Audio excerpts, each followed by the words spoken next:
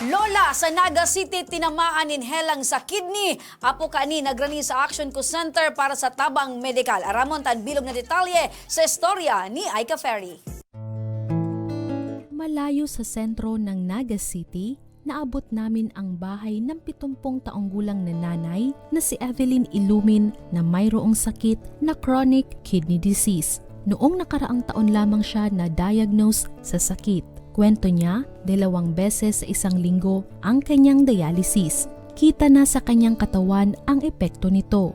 Payat at matamlay na katawan. Kita na rin sa kanyang kaliwang braso ang bakas ng itinurok ng mga gamot.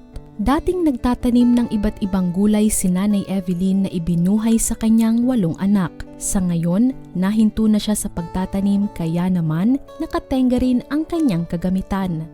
Ang kanyang 23 taong gulang na apo na si Lorge Mendez ang kasakasama ni Nanay Evelyn. Kwento ng dalaga, siya ngayon ang nag-aasikaso sa kanyang lola. Oras na rin daw ito para makabawi sa lahat ng tulong at pag-aaruga na ginawa sa kanya noong siya ay bata pa.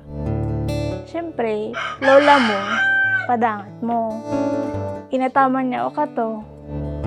Ngunyan ako nagbabawi. Digdi man ako tig-aki, pero naghali kami. Pero nagbalik man lang kami digdi. Tas, siyempre aki pa kato, mapang aram sa mundo. Tapos, sinuportahan niya kami ni mama. Dahil sa kakapusan sa budget para matustusan ang pagpapadialysis ng kanyang lola, idinulog niya ito sa Ako Bicol Party List na aniya agad siyang nakakuha ng asistensya medikal. Bawas na rin sa isipin ni Lorjem kung saan kukuha ng perang pangpadialysis. Bukod dito, inabot din namin ang food packs. Salamat sa Ako Bicol, napadali si proseso para sa pagkuaning assistant sa DSWD.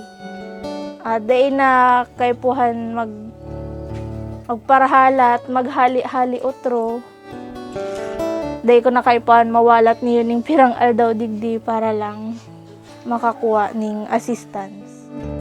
Magkatuwang ang Ako Bicol Party List at Action Co Center sa pagtulong sa mga senior citizen na kagaya ni Nanay Evelyn para maipadama sa mga ito ang misyon ng programa na makapagbigay ng tulong at pag-asa.